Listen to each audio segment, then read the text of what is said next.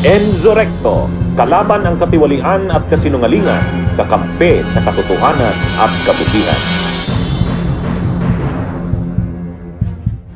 Inamin na ni DILG Secretary John Vic Remulla na bago pa man tuluyang sibakin si dating PNP Chief Police General Nicolas Torre III, ay tinanong siya mismo ng Pangulo kung ano ang kanyang rekomendasyon. Sa isang pagtitipon sa Makati, sinabi ni Remulla na noong unay itinanggi niyang may papel siya sa naging desisyon ng palasyo.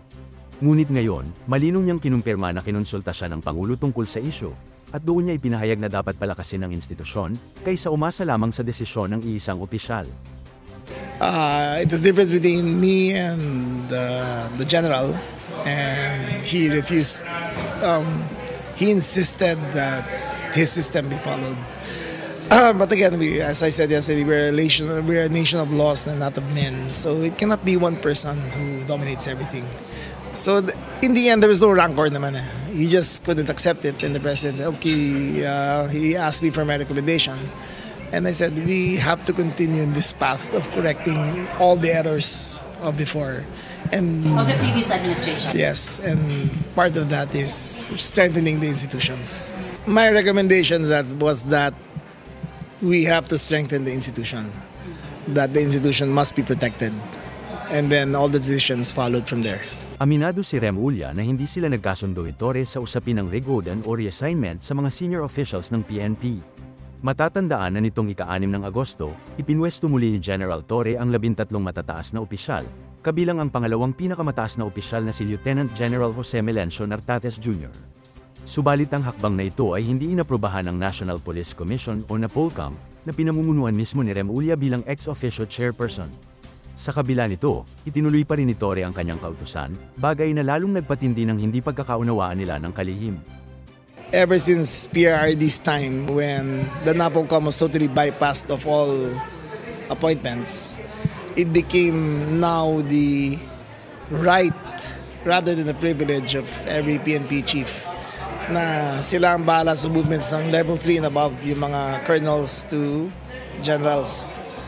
And the president really wanted to restore that to institutionalize it back to how the law was intended.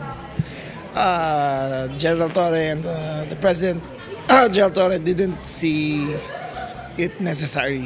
Nang tanungin kung bakit tuluyang inalis si Torre at kung nagalit ba ang Pangulo sa kanyang ginawa, sinabi ni Remulla na hindi naman nagalit ang Chief Executive, ngunit nagtaka at nagtanong ito ng maraming beses. Ayon sa kanya, malinaw na nais ng Pangulo na maibalik ang proseso at maipakita na ang desisyon ng gobyerno ay nakabatay sa institusyon, hindi sa personal na kagustuhan. So, the president chose the institution over the person.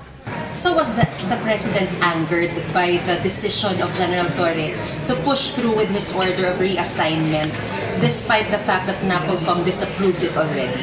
Well, he was quizzical about it. And in their conversations, a lot of explanations were made. And it's safe to say that's the differences of opinions were there. Gayunpaman, nilinaw ni Remulla na walang personal na alitan sa pagitan nila ni General Torre. Sa katunayan, mismong si Pangulong Marcos pa ang nag-alok ng bagong posisyon kay Torre na may kinalaman sa kampanya laban sa korupsyon.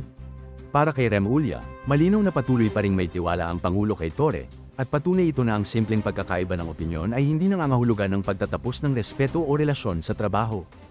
It has something to do with anti-corruption. So I'm telling you, the president still really believes in General Torre. Okay, it is still enough that he be given offered a position to fight corruption and to investigate corruption. And I think that shows you that a difference of opinion does not necessarily mean an end of a friendship, an end of a working relationship. It was just that. Mayroon ding personal na mensahe si Remulla para kay General Torre. Aniya, sa loob ng 85 araw na magkasama silang naglingkod bilang kalihim at hepe ng pambansang pulisya, marami silang nagawa at naging produktibo. Kaya't nananatili ang kanyang mataas na paghanga at paggalang kay Torre, at umaasa pa rin siyang makakabalik ito sa pamahalaan upang makatulong sa kampanya para sa mas maayos at mas malinis na Pilipinas. I'm trying to reach out. Wala naman kami pinagawa yan talaga eh. Hindi lang pinagkasunduan ng opinion. So, the last time we talked to each other, there were no raised voices. Do you have any message for him? Yes, General Torre, I still deeply respect you. I hold you in my highest admiration. I think that in the 85 days that we spent together as SILG and PNP chief, we were very productive, and I still hope that you join us in government and help us in our crusade in making a better Philippines. Panghuli, tiniyak ni Rem Ulya na sa kabila ng mga emosyon na dala ng biglaang pagbabago, walang nagaganap na demoralisasyon sa hanay ng administrasyon. Wala raw madi-demote o mapaparusahan sa mga nagpahayag ng kanilang saloobin, at paalala lamang sa lahat na manatiling tapat at propesyonal sa kanilang tungkulin bilang tagapagpatupad ng batas. Heto mga bossing, kung tutuusin, parang teleserye ang nangyari kina John Vic Rem Ulya at General Torre. Akala mo simpleng di pagkakaintindihan lang sa script, pero sa ending, may twist na parang bida ang nagpaalam na sa kalaban. Sabi ni Rem Ulya, difference of opinion daw. Pero kung titignan mo, para itong basketball game kung saan siya ang referee, tapos siya rin ang nag-decide kung sino ang dapat ma-foul out. E paano pa makakalaro si Torre kung mismong commissioner ang nagsabing labas ka na? Tapos ayun pa, may bago na palang posisyon na nakalaan para kay Torre bago pa man siya tanggalin. Parang relationship na may backup plan, bago ka makipag-break, meron ka ng ka-textmate na susunod. Ang problema, hindi yata alam ni Torre yung plano. Kaya kung ikaw yung nasa sitwasyon, bigla ka nalang maiiwan sa ere, tapos may kasunod na agad. Kahit sabihin mong hindi ito personal, trabaho lang, sino ba naman ang hindi magtatampo kung ganito ang setup? Parang musical chairs din ang drama sa PNP. Habang tumutugtog, paikot-ikot ang mga opisyal, pero pag tumigil ang tugtog, may isang hindi makakaupo. Ang masaklap, si Torre yung naiwan na nakatayo, at si Rem Ulya yung humawak ng remote para i-pause yung kanta.